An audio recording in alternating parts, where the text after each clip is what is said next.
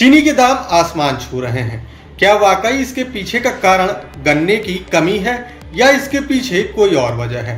आखिर क्यों लोगों को चाय में मिठास कम और जेब के वजन पर उसका असर ज्यादा मालूम पड़ रहा है?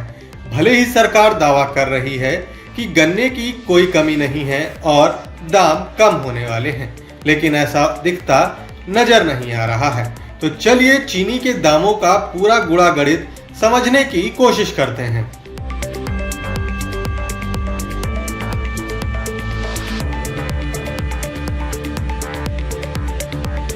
आपको बता दें कि पिछले कुछ दिनों से चीनी के दाम लगातार बढ़ रहे हैं। लखनऊ की बात की जाए तो यहाँ चीनी के दाम 45 रुपये से बढ़कर 65 से 70 रुपये प्रति किलो तक पहुँच गए हैं। चीनी आम आदमी की पहुँच से दूर जा रही है। चीनी ही नहीं, गन्ने से बनने वाला गुड़ भी महंगा हो रहा है। तो चलिए जानते हैं कि आने वाले दिनों में चीनी के दाम बढ़ेंगे या इन पर लगाम लगेगी। चीनी के दामों की बढ़ने की वजह एक यह भी है कि किसान सालों से मिन्नतें ही कर रहे हैं।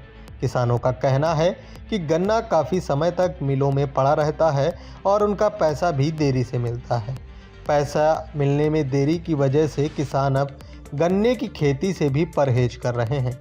कई किसान जो काफ़ी ज़्यादा मात्रा में गन्ना उत्पादन करते थे, उन्होंने उत्पादन को घटा दिया। किसान अब गन्ने की खेती को घाटे का सौदा बताते हैं। कुछ किसानों का कहना है कि वह गन्ने को मिलों में देने के बजाय खुद ही गुड़ और शक्कर तैयार कर रहे हैं, जो पूरी तरह से ऑर्गेनिक है। किसानों का कहना है कि अगर उनका सौदा घाटे का रहेगा तो वह फसल क्यों उगाएंगे। चीनी मिल करीब 1 और 2 साल तक उनका पैसा फंसाए रखते हैं, जिसके चलते किसान गन्ने के उत्पादन के बजाय धीरे धीरे दूसरी फसलों की ओर ध्यान दे रहे हैं, जिसके चलते गन्ने का उत्पादन साल दर साल कम होता जा रहा है। लिहाजा चीनी के दामों में इजाफा होना लाजमी है। क्यों बढ़ रहे हैं दाम?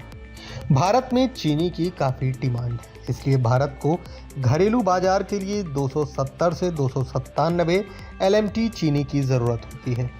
चीनी की कीमतों में बढ़ोतरी की वजह जमाखोरी और सप्लाई में कमी की चिंता को माना जा रहा है।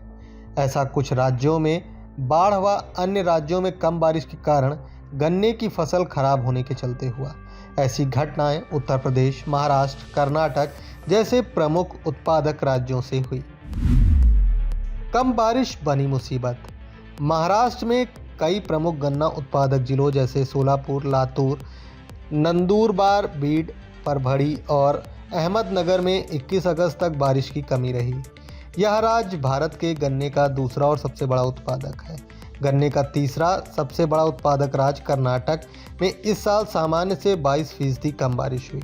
हालांकि सरकार ने बयान में कहा कि उत्पादन कम भले हो, लेकिन अक्टूबर में नया पेराई सीजन शुरू होने तक घरेलू मांग को पूरा करने के लिए देश में चीनी का पर्याप्त मात्रा में स्टॉक है, मगर स्टॉक की मात्रा नहीं बताई गई। एथेनॉल पर क्या है रुख? सोशल मीडिया पर कई लोगों ने पेट्रोल में 20% एथेनॉल मिलाने के लक्ष्य को पूरा करने के लिए चीनी को एथेनॉल बनाने की तरफ मोड़ने को इसके लिए जिम्मेदार ठहराया।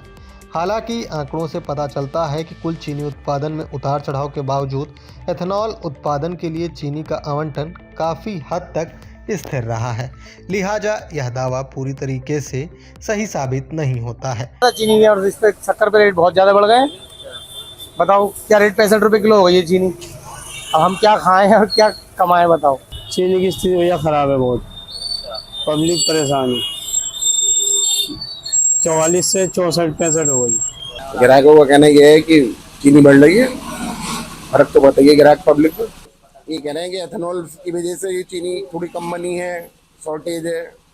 अब हमारी तो समझ में आती नहीं, तो गवर्नमेंट ही बताएगी कि शॉर्टेज है नहीं है।